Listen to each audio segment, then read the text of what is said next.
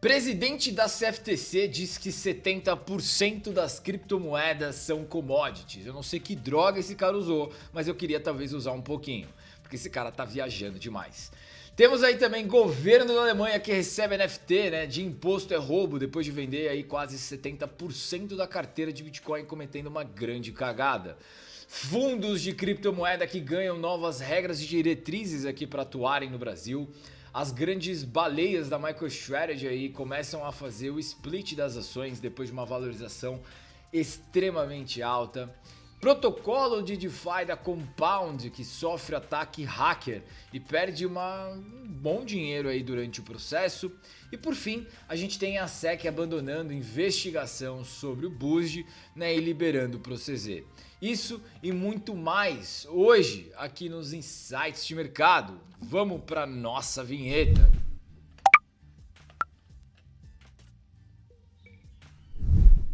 Então vamos lá, rapaziada, sejam muito bem-vindos aqui a mais um Insights de Mercado. Para aqueles que não me conhecem, meu nome é Lucas Nakata, sou trader há quase 7 anos, aí, professor do Projetos 10%, professor cripto lá do André Machado.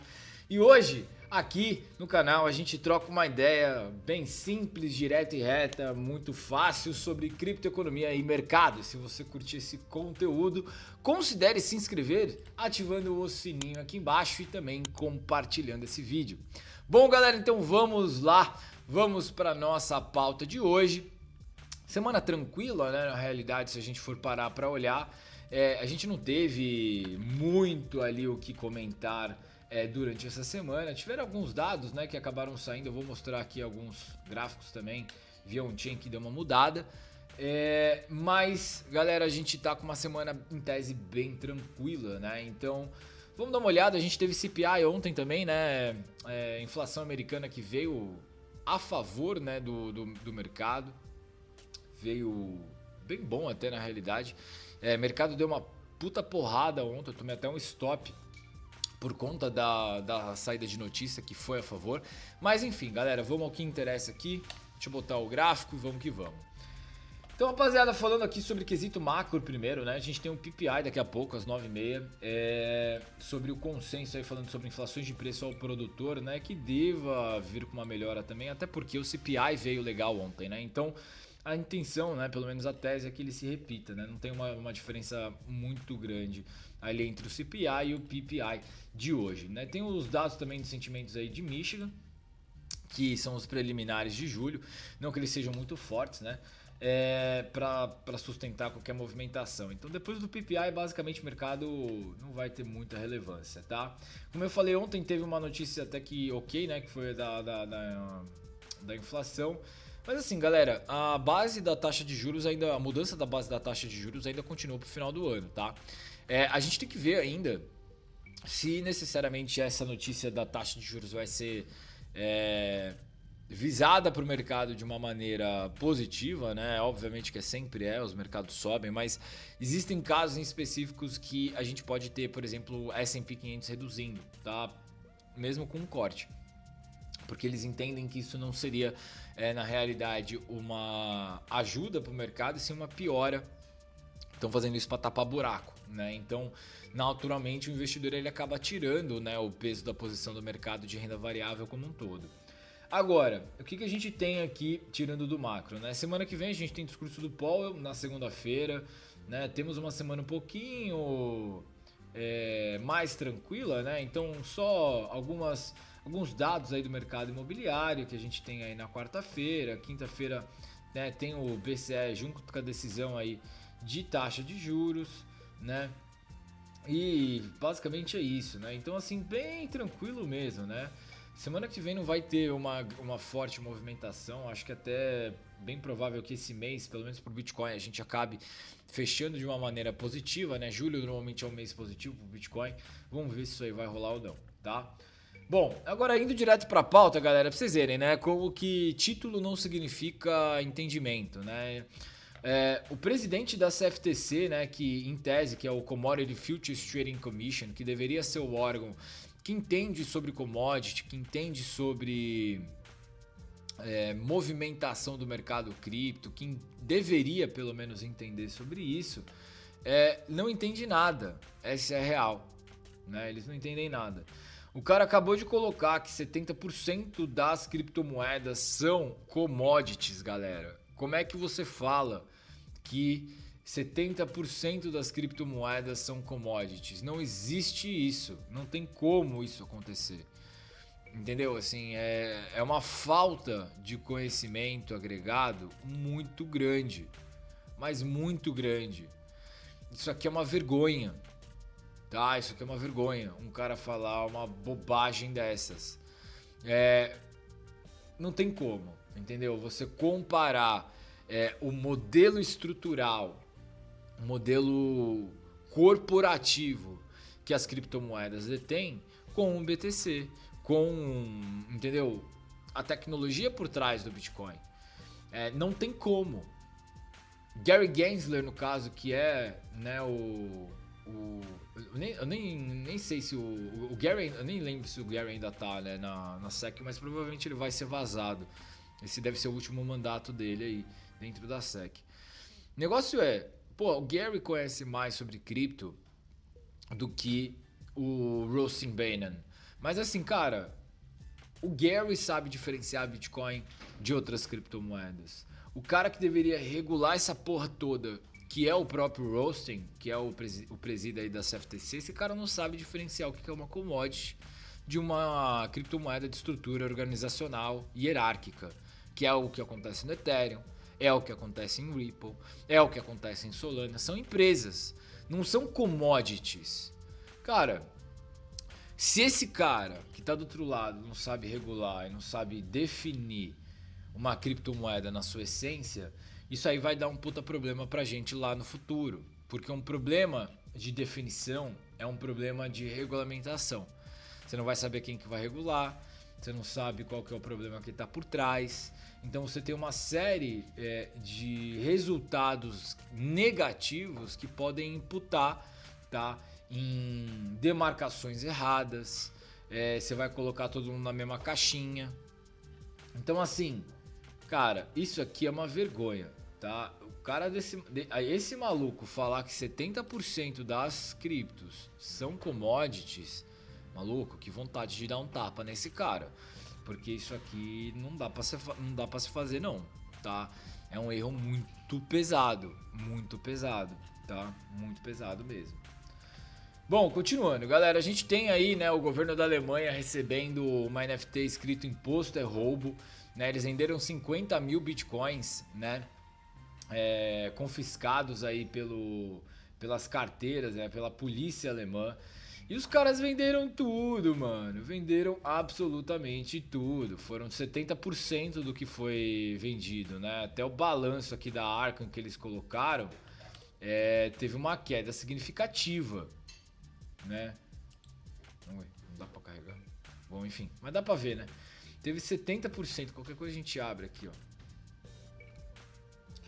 E aí, né? Por exemplo, o governo da China vendendo pra caramba também. Né? Então assim, tá todos os países aí estão numa onda de venda agora, né? Mas uma puta onda de venda burra se a gente parar pra olhar, né? Porque quem que faz isso? Cara, você tá numa alta, tá num ciclo de alta, você vai pegar e vai vender mesmo? Entendeu?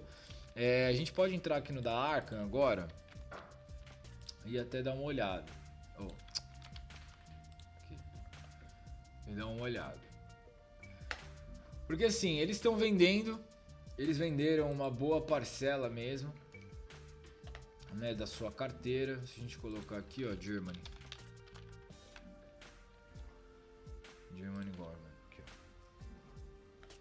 Eles tiveram uma puta venda, né? Então se a gente for ver, ó, num mês aqui, ó, caiu bastantão, né? Então a gente saiu de 3.5 bi para agora 522 milhões, né? Então foi muita venda que foi executada pela Kraken, pela Coinbase, Bitstamp, ó. Entendeu? Muito outflow aqui, ó. Muito outflow, tá vendo? Muito outflow. Então assim, Eu não sei por que eles estão executando esse tipo de venda. Tem muita gente preocupada, né? Falando assim, pô, isso vai acabar carregando o preço e tal. Gente, por mais que eles estejam aqui dampando no mercado, né? A gente tem os ETFs comprando, né? Não necessariamente a BlackRock vai estar comprando, né? Até porque eles tiveram uma redução também aqui do balanço, mas não tem a ver só com, né, a quantidade, mas sim por conta da queda própria do Bitcoin.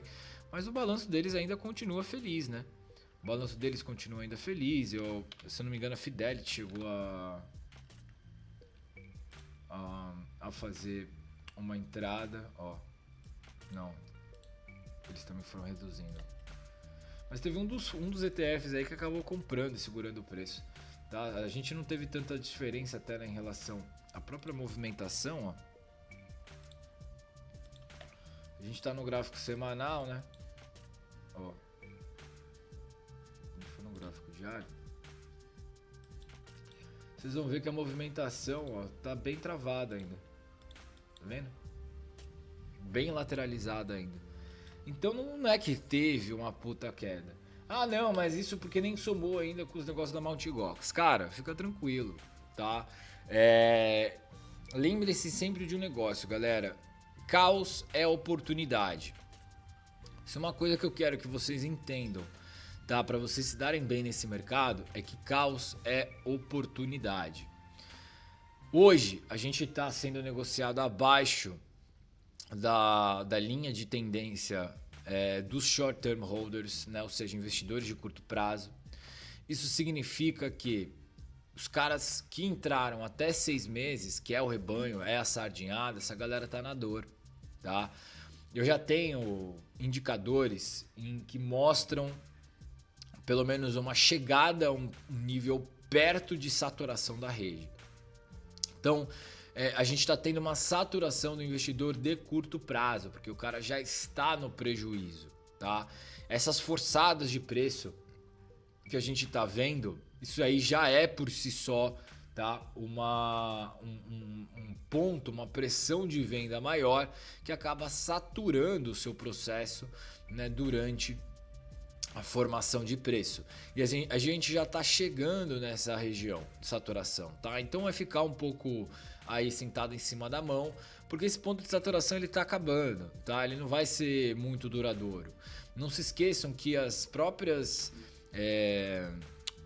correções de preço e pullback que a gente tem dentro do preço do Bitcoin no mercado de alta, elas não passam de 38%, 40%. Né? E quando a gente chega nessas mais ríspidas, a gente já atingiu o ponto de saturação da rede. Então, normalmente, o que acontece? A gente satura na ponta da compra, né? Fazendo milds, que quedas menores, né? Mais suaves ali, de 20%, 25%, 30%, mas a gente não bate 40%. E aí, quando a gente bate o topo do Bitcoin, que é a saturação de compra, a gente tem uma queda forte no preço. Então, por via on-chain, que é o efeito Gary, né? O efeito Gary é quando a gente pega aqui, ó, e vê pelos drawdowns, né? A gente tem o primeiro patamar de queda, depois o segundo patamar de queda. Aí no próximo ciclo, primeiro patamar de queda, segundo patamar de queda. É isso que acontece, assim, um drawdown. Você fica com os gráficos aqui assim, ó, mas normalmente é isso que ele faz, ó. Então você tem os gráficos, as correções no meio, né, e uma correção maior. Enquanto isso, o preço está fazendo isso aqui, ó. Aí ele tem uma correção maior e declara o fim. Mesma coisa aqui, ele começa assim, aí começa, bomba, e vai. Então essa é a ideia, assim, né? Porque quando você está medindo o drawdown, você está vendo esse efeito Gary, né? Por que Gary? Porque é o Gary do Bob Esponja, né? Você tem um caramujinho do Bob Esponja sendo formado. Então isso aí acontece dentro da rede, né? Que é o efeito Gary. Então assim, a gente está no primeiro formato do caramujo, né? Se vocês forem ver, deem esse estudo, tá, galera? O que eu tô falando aqui é uma parada maneira. Você tem o... Quer ver?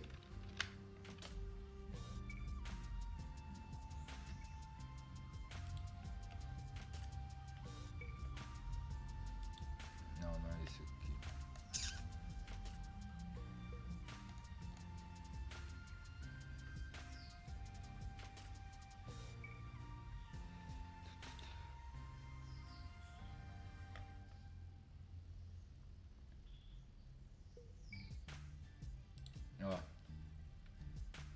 quero falar pra vocês. E tudo tem a ver com esse negócio de venda, tá? Então a pressão vendedora dos institucionais e tal. Ó. O que eu quero dizer sobre efeito Gary, galera, é isso aqui, ó. Dá pra ver, né, o caramujinho.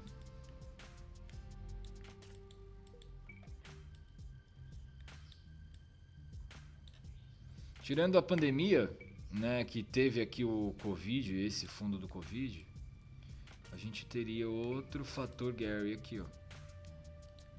E agora a gente tá no casco do caramujo. Ó. Você tem sempre o efeito Gary, né? Então sempre é o efeito Gary. Enquanto a gente está no mercado de alta porrando forte, são correções um pouco menores, né? Que a gente forma o casco do caramujo. Depois que a gente tem a saturação da rede, via rede, a gente tem uma correção um pouco maior no preço. É mais um pouco mais ríspida em relação à movimentação como um todo, tá? Então a gente ainda está na formação de caramujo, ou seja, se está na formação de caramujo, ainda a gente não chegou nem perto de atingir o seu topo. Por isso que, cara, é uma venda meio burra, tá ligado? Meio não, né? É muito burra fazer isso. Então assim, deixem os caras vender, deixem os caras fazer o que eles quiserem fazer. Não é vocês que vão ficar aí se ferrando por conta do preço, tá? Então fiquem tranquilos em relação a isso. Bom, seguindo, galera, a gente tem fundos de cripto aí ganhando novas regras, né, de governança. Mais uma vez, né, o quesito de regulamentação em cima aqui no mercado brasileiro. Agora, tem alguns pontos só, tá, em relação a essa nova resolução aí dos investimentos criptos pela CVM, em que eles falam aí que tem que ter algumas diretrizes, né? Então os caras têm que delimitar a volatilidade, delimitar para o cliente sobre o projeto, coisa que eles já deveriam fazer e que eles não fazem, né? E no final eles têm aí uma pretensão, né, de fazer com que na realidade os clientes, né, no caso os gestores de fundo, coloquem o dinheiro de criptoativos, tá, em criptomoedas que são tecnicamente aprovadas pela CVM. Então você vai ter, em tese, né, um filtro aí pela CVM, e o ideal seria você indicar, né, essas empresas que são aprovadas pela CVM. Isso aí vai acabar mudando, né? Então a gente está vendo aí um fechamento do regulador em cima, né? A própria retenção aí da tributação direto na fonte de corretoras brasileiras que a gente já estava esperando. Né, isso aí já acontecia, né, isso a gente já estava esperando também de alguma determinada forma, né? Isso aí começa um processo agora de profissionalização, inclusive, galera, tá? Até um ponto que eu falo para vocês, gente, que é uma coisa que eu falo para meus alunos também, né? Gente, a gente tem que pegar, querendo ou não, e a gente que manja sobre o assunto, pô, vocês estudam comigo há uma cota de tempo, tá ligado? Tem aluno meu que o cara sai daqui, porra, manjando muito mais do que trader de banco, sendo bem honesto. E aí eu sempre falo, porra, vocês têm que tirar a certificação, vocês têm que ir lá e atrás, porque, cara, querendo ou não, galera, são vocês aí os próximos profissionais dessa área. Se a gente deixar pro Faria Limer ali que estão, cara, o dia inteiro com um coletinho, e o cara não sabe nem tradar, não sabe fazer investimento, não sabe fazer porra nenhuma, o cara só sabe seguir Excel, entendeu? Tesouraria de banco, que tem uns caras que não vão saber. Os caras até gostam, mas os caras não vão manjar sobre o ambiente cripto, não vão manjar nada. E aí são esses caras que vão ser o quê? As referências no mercado cripto, entendeu? Pro institucional, que é onde rola grana, tá ligado? Tem que ser de vocês. Então, comecem a... Não fiquem só presos, né, com... Eu sei que a mentalidade do bitcoinheiro é acumular ao máximo, mas não seria legal você utilizar o sistema trabalhando com cripto para você ganhar dinheiro e comprar cripto efetivamente? Ia, né? Então é um mercado que está em ascensão, principalmente agora com essa parte de regulamentação. Quanto mais vocês se aprofundarem, vai ter muita vaga voltada para quem realmente manja desse mercado, que são vocês, tá? Então, eu abriria o olho aí, porque tem muita coisa nova chegando de certificação para criptoativos, enfim, coisas do tipo, tá? Gente, temos aí MicroStrategy, né? Então, fazendo aí um desdobramento de ações, né? Eles valorizaram mais de 800% aí depois de alguns anos, né? Nos últimos 4 anos aí comprando o BTC, né? Isso porque a empresa detém aí 1% hoje da oferta total, né? Então, cara, a MicroStrategy é uma das empresas que mais detém BTC ever, né? Os caras tão muito pesados, eles ganharam aí, muita grana. Mas enfim, isso aí, agora eles estão fazendo essa divisão, né? Esse split de ações aí do mercado, também para baratear, né? E fazer com que as ações fiquem mais baratas, né? Elas têm um volume bem grande. Se a gente for ver até no gráfico aqui, né? E colocar a empresa da MicroStrategy, cara, é muito caro, né? As ações, 1.300 e pouco, 1.500 e pouco. Obviamente não foi só isso, né? Olha essa valorização, velho. Isso aqui é ridículo, mano. Pra quem comprou na base do 22 ali, o cara fez 1.500%, né? Isso aqui é animal. Então vai rolar um split para ficar mais barato, né? Até recomendo, se você... Não nesse ciclo, tá? Mas no próximo, abra posição na MicroStrategy, né? Eu acho que o ciclo do Bitcoin ele vai desempenhar muito grande aqui, e principalmente muito mais alavancado. Ah, mas vai no mercado tradicional. Foda-se, dinheiro é dinheiro. Você tem que extrair o máximo que der, entendeu? Aonde você tem conhecimento. Se você tem conhecimento do ciclo do BTC, você sabe que as ações que são expostas, né, ao mercado de Bitcoin e também as mineradoras, elas vão ter um movimento mais alavancado. Então aí dá pra fazer mais dinheiro. Mas enfim, tem um puta salto, né, maneiro aqui. Eles vão fazer um split agora. Vai ficar mais barato. Aproveitem o próximo ciclo, tá, para abrir posição aqui em MicroStrategy, para abrir em Mara, que é na Marathon, tá? Isso é interessante. Galera, a gente tem também os protocolos DeFi da Compound sofrendo um ataque hacker, né? Então a empresa de segurança aí de blockchain Pack and Shield, né, abriu aí o hack que rolou, né? E eles tomaram um belo de um cacete. Eles não deram detalhes sobre a ação de golpe, né? Mas acabou resistindo aí, né? Então assim, eles sofreram mais um hack, né? Então mais um processo de DeFi, sempre DeFi que sofre esses ataques aí, né? Tomaram um cacetinho, mas vocês viram, né? Deu uma boa reduzida, né? Agora vai começar a aumentar a quantidade de golpes quando a gente chegar ali por volta dos 100 mil dólares, podem ter certeza, tá? E por fim a gente tem a SEC abandonando a investigação aí contra o Buge, facilitando para o CZ. Então a Paxos, né, que era responsável pela emissão do Buge, anunciou aviso formal aí de rescisão da SEC, né, de encerrar, né, as ações aí, o processo, né, contra a Paxos pela investigação aí, emissão da stablecoin BUSD, né? Então a SEC processou a Binance, né, em reclamação, afirmou que a BUSD era um título, e agora com as decisões aí que foram favoráveis a Ripple, né, a gente tem a Paxos utilizando essa decisão, até a Coinbase utilizou essa decisão aí para favorecer a sua posição, né? Por um lado é bom, por um lado é ruim, porque a definição própria como eu estava falando, da estrutura hierárquica vai pro saco, né? Então compromete todo a região. Todo o assunto, né, de definição do que é uma criptomoeda. Agora, galera, falando sobre preço, né? A gente tem aí, ó, como eu falei, preço bem lateralizado, formando uma base, mas, cara, sendo bem honesto, eu não sei se a gente vai para 53 mil dólares aqui não, tá? Gostaria muito. Gente, tô torcendo para que a gente vá, mas eu acho que a gente volta para a região, tá? Eu acho que a gente volta para a região e vem caçar o 72 aqui em cima. A gente está num processo de acumulação ascendente no gráfico, tá? Tem gente até comparando já esse movimento com o movimento de 2015, né? Falando que é um movimento bem parecido com o de 2015, que a gente vai ter um processo de crescimento igual, e que não sei o que, e que pipipipopopó. Cara, concordo.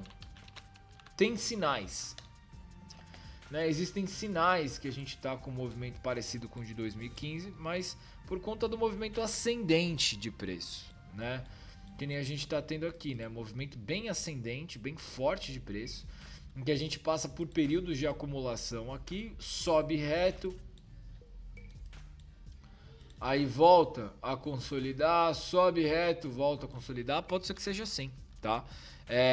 Que é um movimento um pouco mais travado, tal, mas é um pouco mais complicado da gente pegar movimentações, tá? Então é ficar um pouco atento, né? Para mim ainda continua na mesma área de acumulação. Para mim isso aqui não muda muita coisa, tá? Eu acho que existe o processo de acumulação tanto aqui quanto aqui, tá? No 53, eu não vejo isso aqui caindo mais. Cara, indo para 38, indo para 40 mil dólares. Eu acho que, cara, é uma correção muito pesada para um mercado de alta, tá? Eu acho. Tipo, cair 50% agora é uma parada um pouco mais ríspida, tá ligado? Eu não contaria com essa queda.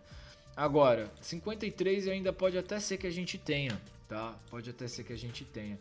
Mas, de maneira geral, a gente tá tendo bons sinais aí, tá? Eu acho que de maneira geral a gente tá tendo bons sinais. Até, ó, quer ver? Ó. Se hoje a gente tá vendo, né? A gente tem o Realized Price do mercado hoje, que é o Short Term aqui, ó. Vou botar aqui em alta, ó.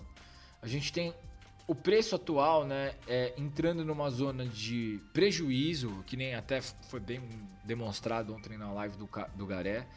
Mas isso aqui para mim pode ser saturação, tá? Ó, porque é um quesito de saturação quando a gente chega muito perto ali, ó, de uma queda dos 12%, tá vendo? Que tá até demarcado aqui, ó, nesses 12%zinho. Né? Então a gente tá chegando muito perto dessa região, galera, tá? Por isso que eu venho falando que existem pontos de saturação, ó. Olha aqui, ó. A gente tá chegando muito perto de um ponto de saturação via rede, tá? Tá chegando muito perto de um ponto de saturação via rede. Então isso aqui pode acabar fomentando pra gente, tá? Uma entrada minimamente interessante, galera, tá? Eu acho que esse período que a gente tá agora é um período em que não dá pra gente ficar, como eu posso falar, achando que por algum motivo a gente não vai ter uma queda muito relevante. Ou tipo, mano, não, e se cair por 50, por 40 mil dólares? Se cair, paciência, tá ligado? Eu acho que a gente ainda tá segurando, a gente já apresenta sinais de saturação, o que na minha visão, isso é um excelente sinal, tá? Estamos no momento de baixa momentânea, estamos, mas isso não é um grande problema, viu, galera? Isso não é um grande problema, tá bom? Então, gente, basicamente é isso que eu queria trocar de ideia com vocês, tá? Eu sei que o vídeo foi um pouco mais comprido, né? Gente, lembrando que a gente tá com vagas abertas para as turmas de sexta-feira da mentoria individual, da mentoria em grupo, tá? Então, se você tem interesse de realmente começar a virar a chave, realmente começar a virar, né, esse ponto da profissionalidade, né? Não se esqueça, entre aqui, tá? Na parte do nakinvest.com.br, né? Você tem uma imersão que eu dei aqui para vocês darem uma olhada. Aplica pela consultoria, tá? Que eu vou chamar vocês para trocarem uma ideia comigo depois, tá? Vocês vão passar por uma entrevista e de lá a gente resolve o problema de vocês, beleza? Então, galera, basicamente é isso que eu queria trocar uma ideia com vocês. Fico por aqui, um forte abraço, grande beijo do Nax, valeu! E a gente se vê semana que vem, galera. Um abraço, tchau, tchau!